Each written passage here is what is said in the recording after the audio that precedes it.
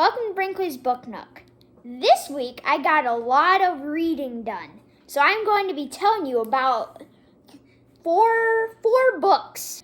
The first book is Looshkin, the Big Number 2. The author is Jamie Smart, the same author as Bunny vs. Monkey.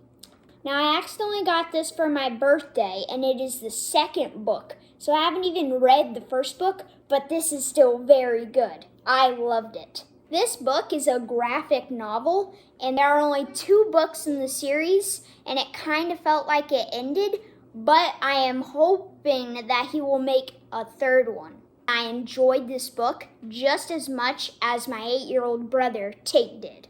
This next book came out in 1958. It's a series called Paddington. It's a 14-book series. I haven't read all of them, but I have read a lot. At first glance, it might not look like very Peter Pan's hysterics, but this bear gets into all kinds of trouble that I absolutely love. But he always makes up for it in the end. The author is Michael Bond, and he makes lots of books, including picture books with Paddington. If you're going to order these books, make sure you're ordering the novel and not the picture books. I'm sure the picture books are good too. I just haven't read them yet, but I think you should. This next book is called The Pirate Angel, The Talking Tree, and Captain Rabbit. It is during the Avengers Infinity War, but they don't show this scene. It is the journey to Neverdalir with Thor, Rocket, and Groot. The author is Steve Billing. I have never read any of his books before, so I would encourage you to pick up books by authors you don't know, and still read them, because you might love them. This book is about the 3-day journey to Neverdalir, and Groot is reading Rocket's secret journal, and it goes between the events from the journey and to Rocket's journal. That's what makes it a really fun read. This book should only be read by fans of Avengers, because if you don't, you won't know anything about what they're talking about. In honor of Halloween, the moment you've all been waiting for, Scary Stories for Young Foxes. This book is written by Christian Heidecker.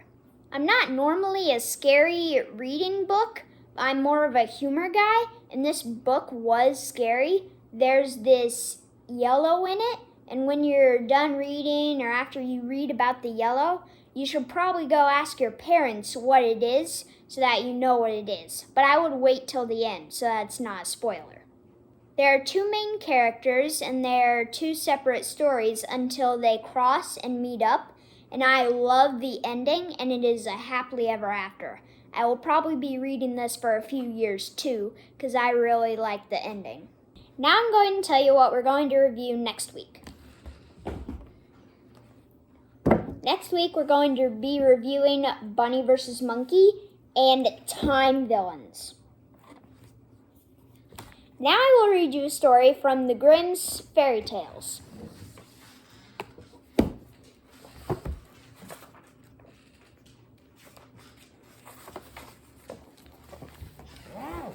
I'm going to tell you about the 3 spinners. There was once a girl who was idle and would not spin, and let her mother say what she would, she could not bring her to it. At last the mother was once so overcome with anger and impatience that she beat her, on which the girl began to weep loudly. Now at this very moment the queen drove by, and when she heard the weeping, she stopped her carriage, went into the house, and asked the mother why she was beating her daughter so that she cries could be heard out on the road. Then the woman was ashamed to reveal the laziness of her daughter and said, I cannot get her to leave off spinning. She insists on spinning forever and ever, and I am poor and cannot procure the flax. Then answered the queen, There is nothing that I like better to hear than spinning, and I am never happier than when the wheels are humming. Let me have your daughter with me in the palace. I have flax enough, and there she shall spin as much as she likes. The mother was heartily satisfied with this, and the queen took the girl with her. When they had arrived at the palace, she led her up into 3 rooms, which are filled from bottom to top with the finest flax. Now spin me this flax, said she, And when thou hast done it, thou shalt have my eldest son for a husband, even if thou art poor. I care not for that. Thy indefatigable industry is dowry enough. The girl was secretly terrified, for she could not have spun the flax. No, not if she had lived till she was 300 years old, and had sat at it every day from morning till night. When, therefore, she was alone, she began to weep, and sat thus for 3 days without moving a finger. On the third day came the queen. When she saw that nothing had been spun yet, she was surprised. But the girl excused herself by saying that she had not been able to begin because of her great distress at leaving her mother's house. The queen was satisfied with this, but she said when she was going away, "To-morrow thou must begin the work." When the girl was alone again, she did not know what to do, and in her distress went to the window. Then she saw 3 women coming towards her. The first of whom had a broad, flat foot. The second had such a great underlip that it hung down over her chin, and the third had a broad thumb. They remained standing before the window, looked up, and asked the girl what was amiss with her. She complained of her trouble, and then they offered her their help, and said, "If thou wilt invite us to the wedding, not be ashamed of us, and wilt call us thy aunts, and likewise wilt place us at thy table, we will spin up the flax for thee, and that in a very short time." "With all my heart," she replied. "Do but come in and begin the work at once." Then she led in the 3 strange women and cleared a place in the first room, where they seated themselves and began their spinning. The one drew the thread and trod the wheel, the other wetted the thread, the third twisted it and struck the table with her finger, and as often as she struck it, a skein of thread fell to the ground. That was spun in the finest manner possible. The girl concealed the 3 spinners from the queen, and showed her, whenever she came, the great quantity of spun thread, until the latter could not praise her enough. When the first room was empty, she went to the second, and at last to the third, and that too was quickly cleared. Then the 3 women took leave and said to the girl, "Do not forget what thou hast promised us. It will make thy fortune."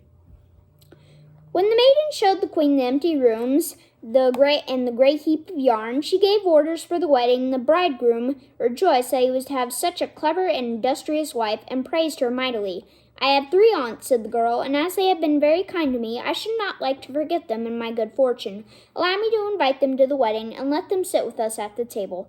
The queen and the bridegroom said, "Why should we not allow that?" Therefore, when the feast began, 3 women entered in the strange apparel, and the bride said, "Welcome, dear aunts." "Ah," said the bridegroom, "how comest thou by these odious friends?" Thereupon he went to the one with the broad, flat foot, and said, "How do you come by such a broad foot?"